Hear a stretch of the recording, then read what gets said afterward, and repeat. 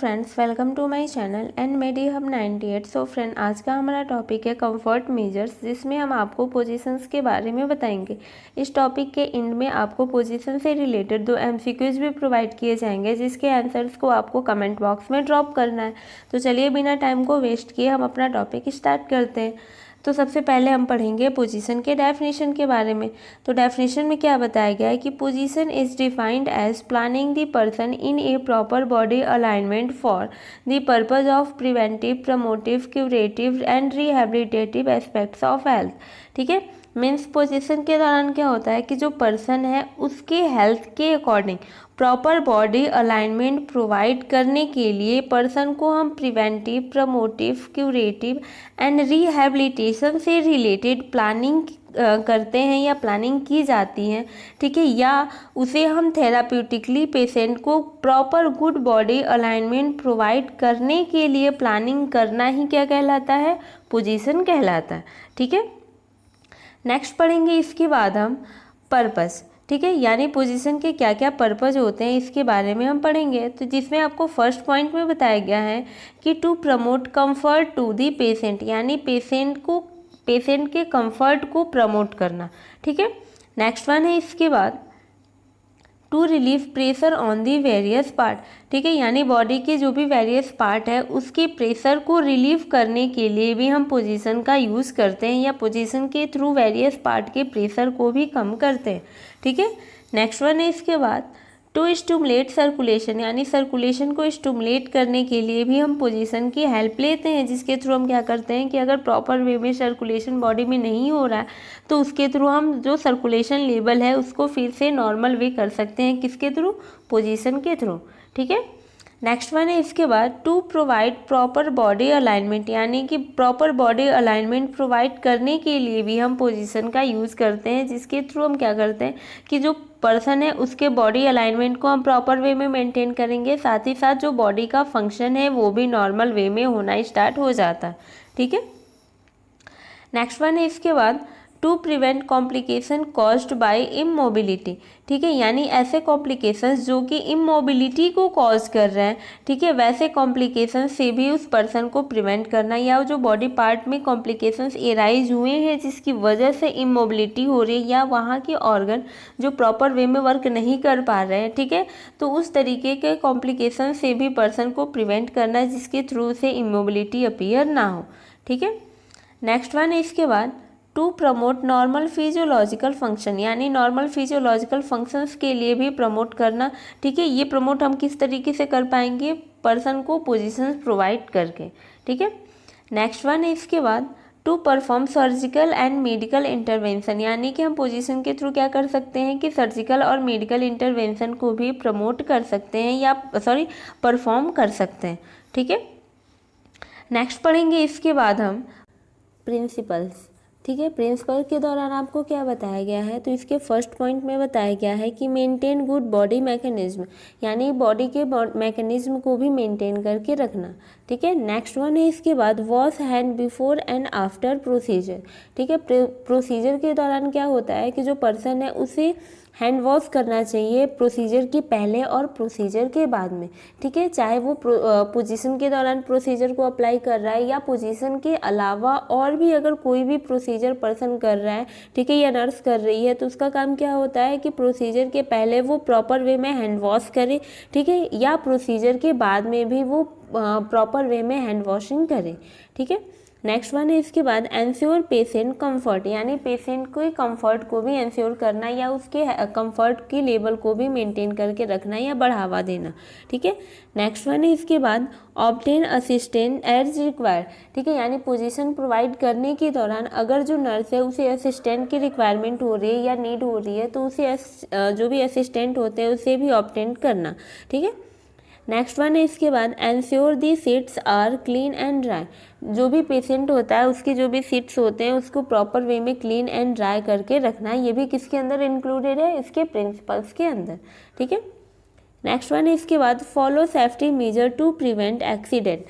अगर किसी भी तरीके का कोई माइनर या मेजर एक्सीडेंट हॉस्पिटल के अंदर हो रहे हैं या पेशेंट को पोजीशन प्रोवाइड करने के दौरान हो रहे हैं, ठीक है, या होने वाले हैं, तो उस तरीके के एक्सीडेंट्स को प्रिवेंट करने के लिए सेफ्टी मेजर्स को फॉलो करना, ठीक है।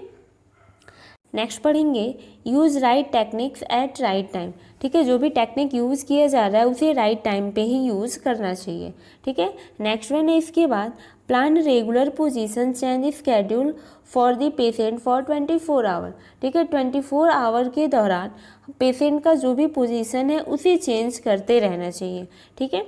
नेक्स्ट वन है इसके बाद avoid placing a body part directly over another to prevent pressure, ठीक है, यानी कि अगर पेशेंट को पोजीशन प्रोवाइड किया जा रहा है तो उस दौरान पोजीशन प्रोवाइड करते टाइम इस बात का ध्यान देना चाहिए कि अगर जो भी पेशेंट को हम पोजीशन प्रोवाइड कर रहे हैं, ठीक है, तो उसकी वजह से उसे किसी एक बॉडी पार्ट पे प्रेशर ना पड़े, ठीक है, यानी कि अगर कोई बॉडी पार्ट पे प्रेशर पड़ रहा है तो उस प्रेशर से पर्सन को प्रिवेंट करते रहना चाहिए, ठीक है। नेक्स्ट पढ़ेंगे इसके बाद टाइप्स। तो जो पोजीशन है ये डिफरेंट टाइप्स के होते हैं, ठीक है, लेकिन आपको मेनली यहाँ पे 17 टाइप्स के बारे में पढ़ना है, ठीक है। तो आगे हम इसके जितने भी टाइप्स है इसके बारे में हम आपको आगे बताएंगे, एक एक करके जितने भी टाइप्स है उससे एक्सप्लेन किया जाएगा, ठीक है। इसका फर्स्ट टाइप है सुपाइन पोजीशन। सुपाइन पोजीशन होता क्या है, तो इसमें आपको बताया गया है कि patient lie flat on back with extremity extended and leg abducted, ठीक है, मीन्स जो इसमें पेशेंट होता है वो पीठ केवल लेटा रहता है और साथ ही साथ जो उसकी एक्सट्रेमिटी जो होती हैं वो एक्सटेंड रहता है और जो उसके लेग हैं वो एबडक्टेड रहते हैं। लाइक आप यहाँ पे फिगर में भी देख सकते हो, फिगर में आपको क्या बताया गया है कि जो पर्सन है, ठीक है, या जो पेशेंट है वो अपने पीठ केवल लेटा हुआ है, ठीक है, पीठ केवल लेटा हुआ है और साथ ही साथ जो उसकी एक्सट्रेमिटीज़ है वो बिल्कुल एक्सटेंड है, ठीक है, और जो उसके लेग हैं वो एबडक्टेड है, ठीक है। मीन्स इस पोजीशन में अगर कोई भी आपको पर्सन दिखाई देता है इट मीन्स वो क्या है, सुपाइन पोजीशन में लेटा हुआ है, ठीक है। अब बात आती है इसका जो यूज है वो हम कब करेंगे, मीन्स इसके क्या क्या इंडिकेशंस होते हैं। तो इंडिकेशंस में आपको फर्स्टली बताया गया है कि for comfort of the client, ठीक है, यानी क्लाइंट को या पेशेंट को कंफर्ट प्रोवाइड करने के लिए हम सुपाइन पोजीशन का यूज़ करते हैं। नेक्स्ट वन है इसके बाद असेसमेंट ऑफ वाइटल साइन, ठीक है, यानी जो पर्सन होता है या जो क्लाइंट है या जो पेशेंट है उसके वाइटल साइन को भी एसेस करने के लिए हम सुपाइन पोजीशन का यूज़ करते हैं। मीन्स उसका जो ओवरऑल वाइटल साइन है उसको भी हम एसेस करने के लिए इसका यूज़ करेंगे, ठीक है। नेक्स्ट वन है फिजिकल एग्जामिनेशन, ठीक है, फिजिकल एग्जामिनेशन लाइक उसका हेड का एग्जामिनेशन करना, नेक का, interior thorax, lungs, heart, breast, abdomen, ठीक है, या जो उसके पेरिफेरल पल्स होते हैं उन सारे एग्जामिनेशंस को, या सिंपल वे में कहे तो फिजिकल एग्जामिनेशन को करने के लिए भी हम सुपाइन पोजीशन का यूज़ करते हैं, ठीक है।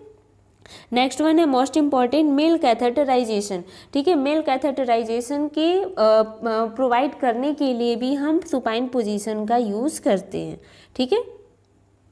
नेक्स्ट वन है इसके बाद इसके क्या क्या कंट्राइंडिकेशंस होते हैं, यानी कौन कौन सी कंडीशन में हमें सुपाइन पोजीशन का यूज़ नहीं करना चाहिए। तो इसमें फर्स्ट में आपको बताया गया है do not provide if wound on back, ठीक है, यानी बैक साइड में या उसके पीठ के साइड में अगर किसी भी तरीके का वुंड का फॉर्मेशन हुआ है तो उस दौरान हमें क्या करना चाहिए, सुपाइन पोजीशन का यूज़ नहीं करना चाहिए, ठीक है।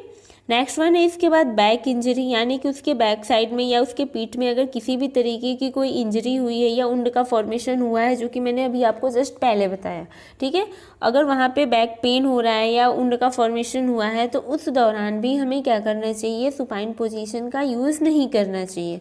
नेक्स्ट वन है any injury on back, same वही थिंग, अगर किसी भी तरीके की इंजरी हुई है, ठीक है, तो उस दौरान भी हमें क्या करना चाहिए, सुपाइन पोजीशन का यूज़ नहीं करना चाहिए, ठीक है। नेक्स्ट वन है don't provide for prolong time because chance of bed सोर, ठीक है, यानी कि अगर हम सुपाइन पोजीशन को लॉन्ग टाइम तक पेशेंट के अंदर प्रोवाइड किए रहेंगे या पेशेंट को सुपाइन पोजीशन में लॉन्ग टाइम तक रखेंगे तो उसकी वजह से क्या होता है, चांस होते हैं बेड सोर होने के लिए, ठीक है। तो अगर बेड सोर के चांसेस है पेशेंट के अंदर होने के तो उस दौरान भी सुपाइन पोजीशन को कंट्राइंडिकेटेड रखते हैं, ठीक है। सेकंड इसका टाइप है डॉर्सल रिकम्बेंट पोजीशन।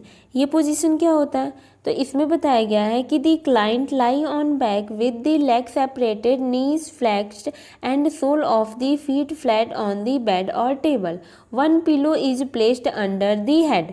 ठीक है, मीन्स इसमें क्या है कि इसमें भी जो पर्सन है वो पीठ के बल लेटा हुआ रहता है। लाइक आप फिगर में भी देख सकते हो, फिगर में आपको यहाँ पे डायरेक्टली दिखाया गया है कि जो पर्सन है वो पीठ के बल लेटा हुआ है। ठीक है, और साथ ही साथ जो उसके दोनों सेपरेटेड लेग्स हैं वो नी ज्वाइंट से फ्लैक्स्ड हैं, यानी कि अपने घुटने के साइड से वो मुड़े हुए हैं। और साथ ही साथ जो उसका फीट है, ठीक है, फीट का जो उसका सोल है वो भी क्या है, बेड पे या टेबल पे पड़ा हुआ है, यानी फ्लैटली उसका जो सोल है, ठीक है, या जो उसका पाँव है वो बेड के ऊपर पड़ा हुआ रहता है। साथ ही साथ जो पर्सन है या जो क्लाइंट रहेगा उसके हेड के नीचे एक पिलो को भी लगाया जाता है। यानी डॉर्सल रिकम्बेंट पोजीशन के दौरान पेशेंट को प्रोवाइड करने के लिए सबसे पहले उसे हम पीठ के बल लेटाते हैं और उसके जो सेपरेटेड लेग्स हैं या जो दोनों लेग्स रहेंगे उसे हम क्या करेंगे, बीच से मोड़ देंगे, यानी घुटने के साइड से फ्लैक्स्ड कर देते हैं। ठीक है, फ्लैक्स्ड करने के बाद जो उसका फीट रहेगा, मीन्स जो उसका सोल रहेगा, वो बेड के ऊपर या टेबल के ऊपर फ्लैटली पड़ा हुआ रहता है। और इनमें क्या काम होता है कि जो पर्सन है उसके हेड के नीचे एक पिलो को भी लगाया जाता है। ठीक है, अब बात आती है कौन सी कंडीशन में हम इस पोजीशन का यूज़ करेंगे। तो इसका इंडिकेशंस क्या है, तो फर्स्ट इंडिकेशन में आपको बताया गया है कि assessment of head, neck, anterior thorax, lungs, heart, breast, extremities and for checking peripheral pulse.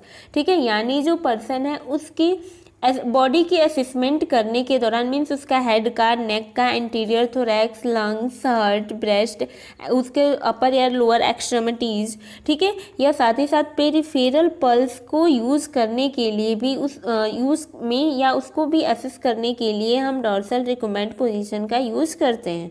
ठीक है, नेक्स्ट वन है इसके बाद वल्बा, रेक्टल एंड वेजाइनल एग्जामिनेशन। ठीक है, मीन्स जो भी उसके मतलब वल्बा होता है या जो रेक्टल है या जो वेजाइना है उसके एग्जामिनेशन पर्पस से भी हम डॉर्सल रिकमेंड पोजीशन का यूज़ करते हैं। नेक्स्ट वन है for catheterization of the urinary bladder, यानी कि मेल या फीमेल के अंदर अगर कैथेटराइजेशन प्रोवाइड करना है तो उस दौरान भी हम डॉर्सल रिकमेंड पोजीशन का यूज़ करते हैं। ठीक है, नेक्स्ट वन है इसके बाद गिविंग चाइल्ड डिलीवरी, यानी कि जो मदर होती है उसकी नॉर्मल डिलीवरी अगर करानी है तो उस दौरान भी हम डॉर्सल रिकमेंड पोजीशन का यूज़ कर सकते हैं। ठीक है, साथ ही साथ पेरिनियल केयर, यानी कि जो भी उसके जेनाइटल ऑर्गन्स है उसको अगर केयर प्रोवाइड करना है या वहाँ का हाइजीन मेंटेन करना है तो उस दौरान भी हम डॉर्सल रिकमेंड पोजीशन का यूज़ करते हैं। ठीक है, नेक्स्ट पढ़ेंगे इसके बाद हम कि ऐसी कौन सी कंडीशन होती है जिसमें कि हम डॉर्सल रिकमेंड पोजीशन का यूज़ नहीं करते हैं, मीन्स इसके क्या क्या कंट्राइंडिकेशंस होते हैं। तो कंट्राइंडिकेशंस के दौरान इसके जो मेनली कंट्राइंडिकेशंस है वो 4 है। ठीक है, मीन्स बैक इंजरी अगर किसी भी तरीके की हुई है, ठीक है, या फीट के अंदर किसी भी तरीके की इंजरी हुई है, या हेड के अंदर या स्पाइनल इंजरी, ठीक है, मीन्स इस तरीके की अगर कोई भी इंजरी हुई है तो उस दौरान डॉर्सल रिकमेंड पोजीशन प्रोवाइड नहीं किया जाता।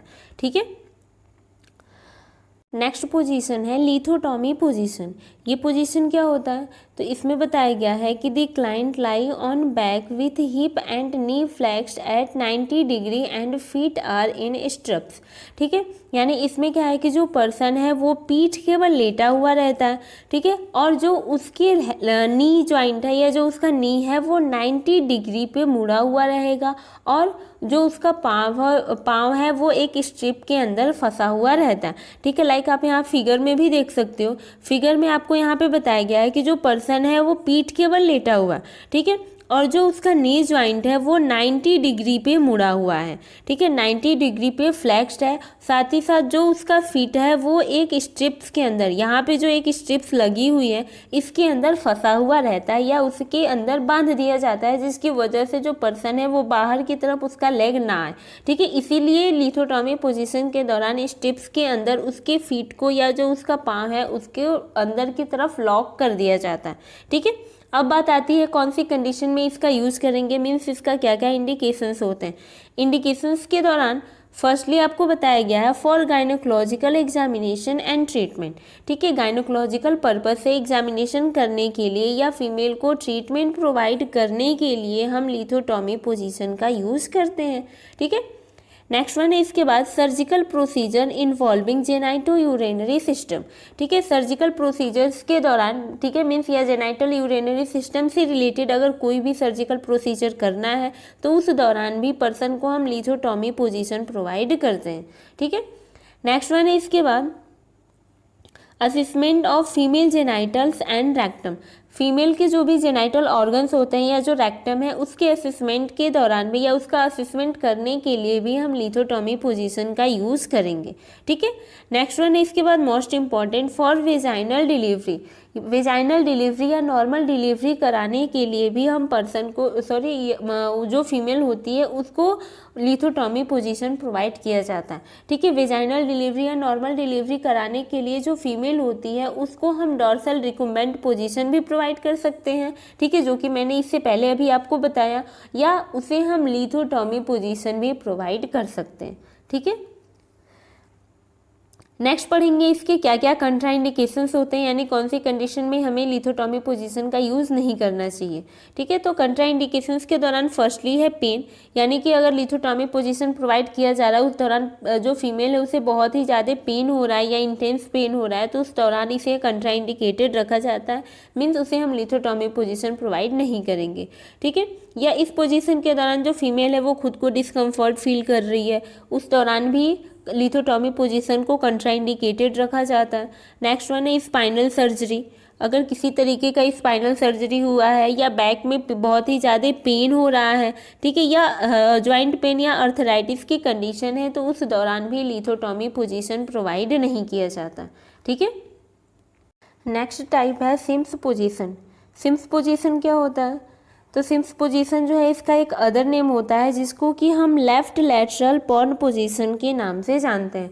ठीक है, जो सिम्स पोजीशन है इसे हम लेफ्ट लैटरल पॉर्न पोजीशन के नाम से भी जानते हैं। इस पोजीशन में होता क्या है, तो इसमें आपको बताया गया है कि the patient lie on the left side with one pillow placed under the head and the left चिक रेस्टिंग ऑन इट। ठीक है, मीन्स जो पर्सन है वो लेफ्ट साइड से क्या रहेगा, लेटा हुआ रहता है।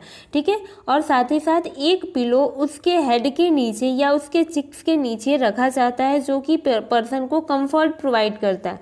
ठीक है, साथ ही साथ जो उसका लेफ्ट आर्म है वो ड्रॉन आउट रहता है, बैक साइड में पीछे की तरफ मुड़ा हुआ रहता है।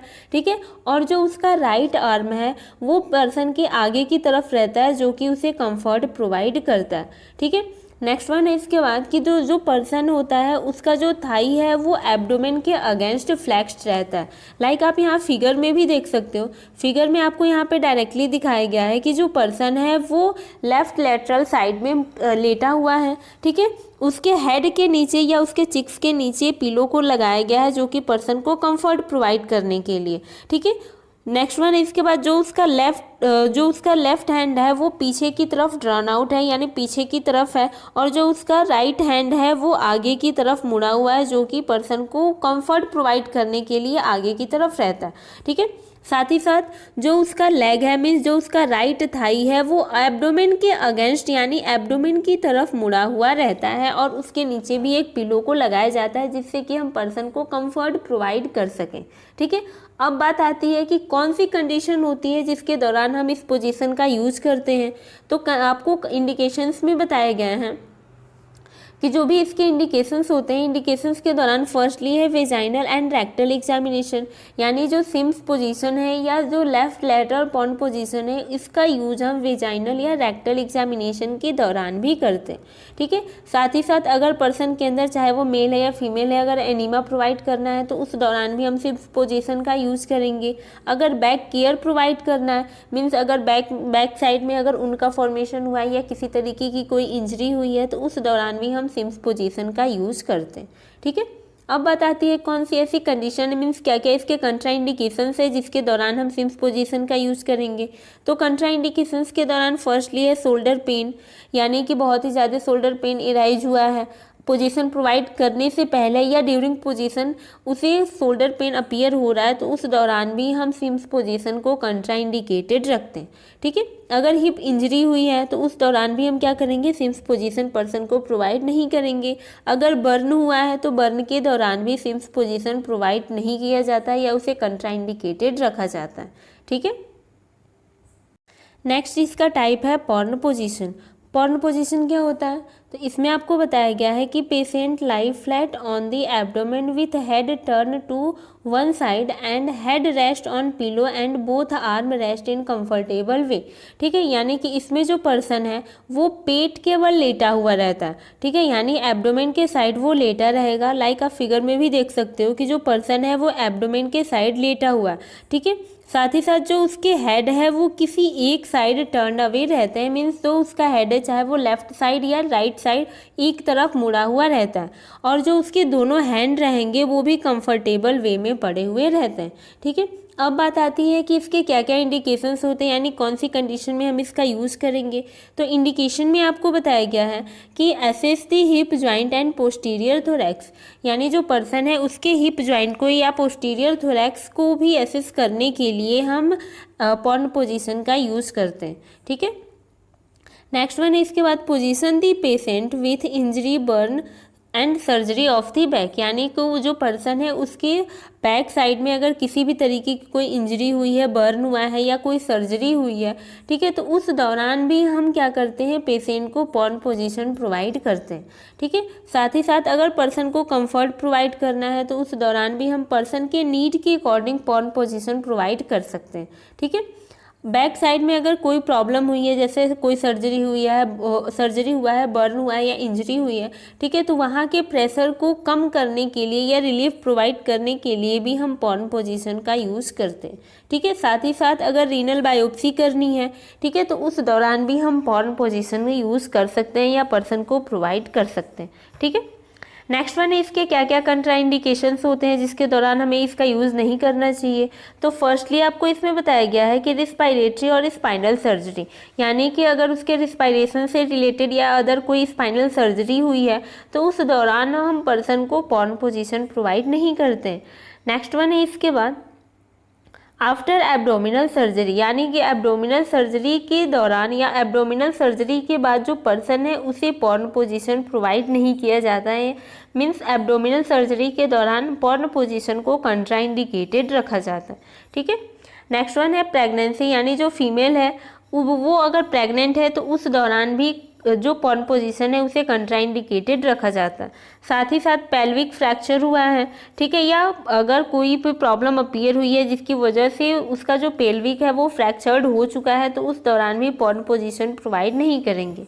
ठीक है, साथ ही साथ जो उसका फेस है उसमें अगर किसी भी तरीके का उनका फॉर्मेशन या इंजरी हुई है या वहाँ की बोन है वो फ्रैक्चर्ड हो चुके हैं तो उस दौरान भी हम क्या करेंगे, पॉर्न पोजीशन को कंट्राइंडिकेटेड रखते हैं।